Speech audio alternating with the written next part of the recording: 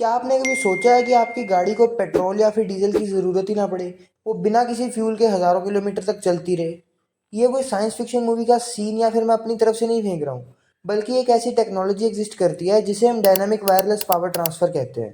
तो चलिए आज इस टेक्नोलॉजी के बारे में अच्छे से जानते हैं। कई बार प्रॉब्लम क्या होती है कि हम किसी ऐसे रोड पर ड्राइव कर रहे होते हैं जहाँ दूर दूर तक कोई पेट्रोल पंप या चार्जिंग स्टेशन नहीं होता, या फिर कोई ऐसी सिचुएशन हो जाती है जहाँ फ्यूल ना मिलने की वजह से हमारी गाड़ी बीच रास्ते में रुक जाती है।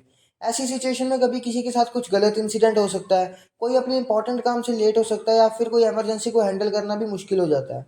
इन सभी प्रॉब्लम्स को सॉल्व करने के लिए dynamic wireless power transfer technology पर दुनिया भर के मल्टीपल साइंटिस्ट और इंजीनियर ने सालों तक रिसर्च की। तो चलिए अब समझते हैं कि ये टेक्नोलॉजी काम कैसे करती है। बेसिकली सड़क के अंदर कुछ स्पेशल कंपोनेंट्स लगाए जाएंगे जो किसी पावर सोर्स जैसे सोलर पावर प्लांट से कनेक्टेड रहेंगे। गाड़ी के नीचे भी कुछ खास डिवाइस इंस्टॉल किए जाएंगे जो सड़क के नीचे से मिलने वाली एनर्जी को डायरेक्टली कंज्यूम करेंगे, या फिर गाड़ी की बैटरी को चलते चलते चार्ज करते रहेंगे। तो चलिए अब इसकी टेक्नोलॉजी को अच्छे से समझते हैं। सबसे पहले हमें एक पावर सोर्स चाहिए होगा, जैसे कि सोलर पावर प्लांट। उसके बाद रोड के अंदर कॉपर के कॉइल्स लगाए जाएंगे जिन्हें हम ट्रांसमीटर कॉइल्स भी कहते हैं, और इन कॉइल्स को हम पावर सोर्स के साथ कनेक्ट करेंगे। अब सोलर प्लांट से एसी यानी अल्टरनेटिंग करंट ट्रांसमीटर्स तक पहुंचेगा, और एसी यानी अल्टरनेटिंग करंट कॉइल्स के आसपास चेंजिंग मैग्नेटिक फील्ड प्रोड्यूस करेगा। इस प्रिंसिपल को हम इलेक्ट्रोमैग्नेटिक इंडक्शन भी कहते हैं। अब कार्स यानी ईवीज के बेस में कॉपर के कॉइल्स इंस्टॉल किए जाएंगे जिन्हें रिसीवर कॉइल भी कहा जाता है। जब व्हीकल रोड के ऊपर से ट्रांसमीटर्स को पास करेगा, चेंजिंग मैग्नेटिक फील्ड रोड से पास होते हुए रिसीवर्स के पास आएगा। फैराडेज लॉज ऑफ इंडक्शन के according changing magnetic field receiver coil में इलेक्ट्रिक वोल्टेज ले आती है। अब यहाँ बिना किसी फिजिकल कॉन्टैक्ट के वायरलेस एनर्जी तो ट्रांसफर हो गई। अब बात करते हैं कि गाड़ी कैसे चलेगी। अब रिसीवर में एसी करंट यानी अल्टरनेटिंग करंट तो पहुंच गया, बट गाड़ी को डीसी यानी डायरेक्ट करंट की ज़रूरत होती है।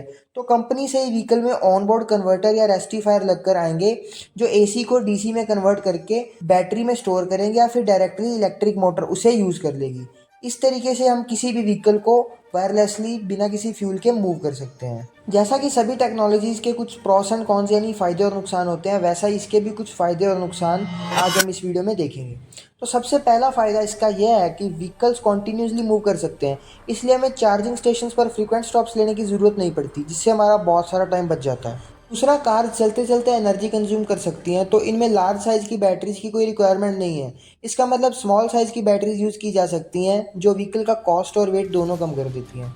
तीसरा, इस सिस्टम को इनडायरेक्टली रीन्यूएबल एनर्जी सोर्सेज से पावर दी जाती है, जो इसे एनवायरमेंटली फ्रेंडली सोल्यूशन बनाती हैं। लेकिन इतने सारे फ़ायदों के साथ इसके कुछ चैलेंजेस या और नुकसान भी हैं। सबसे पहला, इसके लिए हमें बहुत सारे कॉपर कॉइल्स की ज़रूरत होती है, जो पूरी कंट्री के रोड्स में लगाना बहुत ही एक्सपेंसिव प्रोसेस बन जाता है। दूसरा, इंस्टॉलेशन प्रोसेस काफ़ी टाइम कंज्यूमिंग होता है। हर रोड पर कॉइल्स लगाना एक बड़ा प्रोजेक्ट बनता है। तीसरा, डायरेक्ट प्लग-इन चार्जिंग के कंपैरिजन में वायरलेस पावर ट्रांसफ़र में एनर्जी लॉस होती है, जो इसकी एफिशिएंसी को थोड़ा कम कर देता है। और लास्टली, इसका इंफ्रास्ट्रक्चर रेगुलर मेंटेनेंस मांगता है ताकि कॉइल्स और इलेक्ट्रॉनिक्स स्मूथ तरीके से काम करते रहें। इसमें भी काफ़ी खर्चा आ सकता है।